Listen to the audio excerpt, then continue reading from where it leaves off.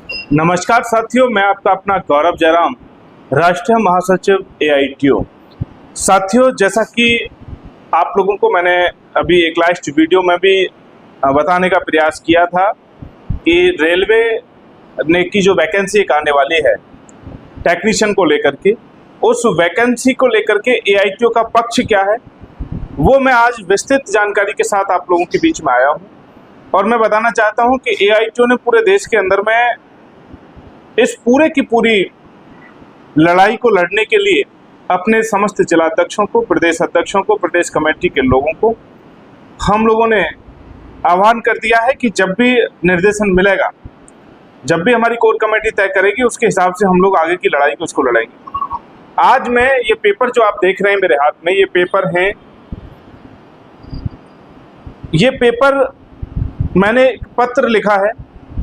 ये पत्र AITO की तरफ से लिखा जा रहा है और ये पत्र आदरणीय श्री वैष्णव वैभव जी को लिखा गया है, रेल मंत्री जी को। और इसमें ये 4 पेज का पत्र है, लगभग विस्तृत पत्र है। और इस पत्र में 4 डिमांड जो है हमने रेल मंत्री जी के समक्ष रखी हैं। जल्द ही हम लोग रेल मंत्री जी से मिलने के लिए हम लोगों ने ये पत्र लिखा है, समय मांगा है। जल्द ही हमको समय मिलेगा, ऐसी हमें पूरी आशा उम्मीद है।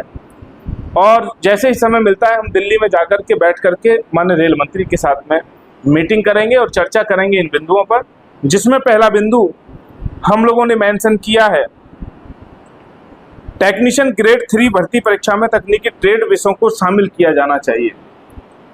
टेक्नीशियन की जो ग्रेड 3 की जो भर्ती है, उसमें जिस ट्रेड से बच्चों ने ITI किया है, उस ट्रेड के सिलेबस को परीक्षा के अंदर में शामिल किया जाना चाहिए, उस सिलेबस को। ये हमारी पहली मांग हमने लिखी है। और इसमें हमने लिखा है, वो मैं आपको पढ़ करके बता देता हूँ कि ये 4 मांग हमारी किस तरीके से हैं, क्या क्या हम लोगों ने ये डिमांड जो है वो पेपर उठा के दें ये रखी है।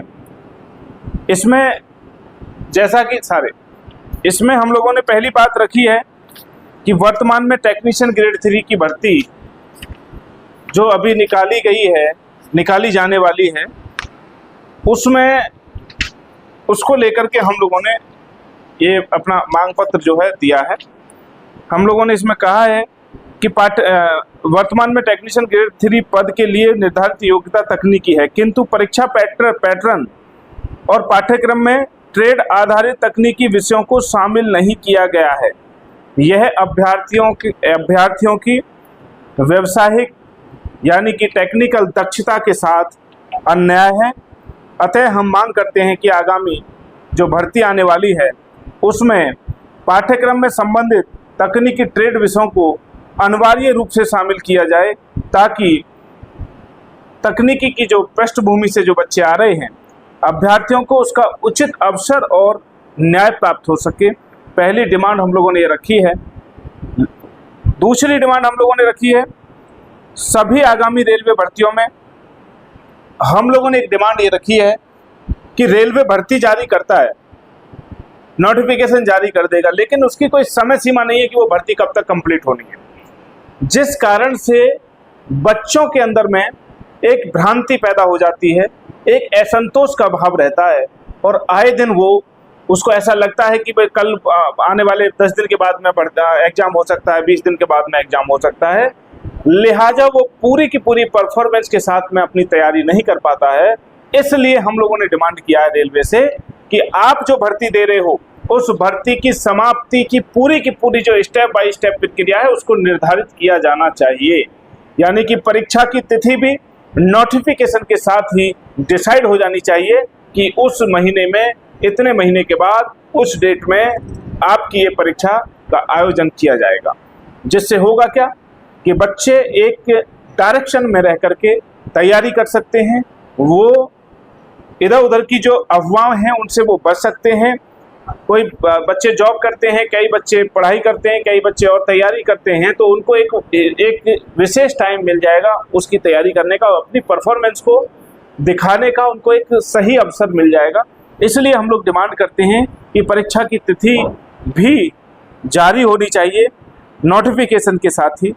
इसी के साथ तीसरी मांग हम लोगों ने रखी है जो बच्चों की तरफ से लगातार रेलवे ग्रुप डी के मामले में भी आई, लगातार जो प्रतिक्रिया आ रही है, मुझे लगभग सैकड़ों मैसेज प्राप्त हुए हैं इस प्रकार से कि एज रिलैक्सेशन होना चाहिए।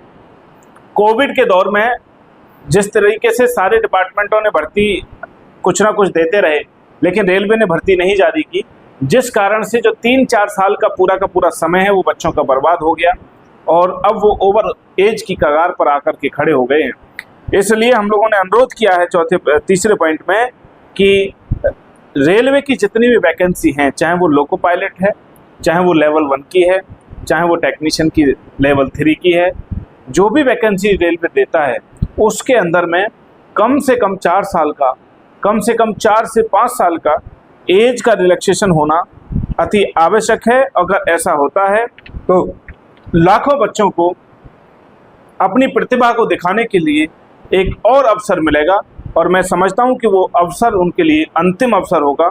उनकी दुआएं आप लोगों को लगेंगी, आपको मजबूत करेंगी। चौथी और सबसे बड़ी जो महत्वपूर्ण जो बात हमारी है इस लेटर में, चौथी जो बात हम लोगों ने कही है इस लेटर में, वो हमने कहा है कि रेलवे ग्रुप डी लेवल 1 के लिए न्यूनतम योग्यता 10th प्लस ITI को अनिवार्य किया जाए है। ये हम लोगों ने डिमांड रखी है। इसमें हम लोगों ने लिखा है वर्ष 2019 से रेलवे भर्ती बोर्ड द्वारा सूचित किया गया था कि भविष्य में ग्रुप डी लेवल 1 भर्ती के लिए न्यूनतम योग्यता 10वीं प्लस ITI होगी। इसके आधार पर वर्ष 2019 से 2025 के बीच लगभग 40 लाख अभ्यर्थियों ने ITI कोर्स पूर्ण किया, किंतु वर्ष 2025 में प्रस्तावित 32,000 जो समथिंग की जो वैकेंसी आई है उस पर 10वीं प्लस ITI की अनिवार्यता को हटा दिया, जो इन अभ्यर्थियों के साथ अन्याय है। अतः हम मांग करते हैं कि ग्रुप डी लेवल 1 के लिए न्यूनतम योग्यता 10वीं प्लस ITI को पुनः अनिवार्य किया जाना चाहिए। ये 4 पेज का हमारा ज्ञापन है, ये 4 पेज का हमारा जो लेटर है, ये जा रहा है माननीय रेल मंत्री जी से हम लोग समय लेने के लिए, ये हम लोगों ने तैयार किया है। आप इसको देख सकते हैं, ये मैं आपको भेज रहा हूँ। जिन भी साथियों को, जिन भी बच्चों को लगता है कि इसमें सुधार की आवश्यकता है, तो एक और विस्तृत ज्ञापन हम लोग तैयार कर लेंगे। रेल मंत्री जी से समय, इस ज्ञापन के आधार पर समय मिल जाएगा, उसके बाद हम लोग तैयार कर लेंगे।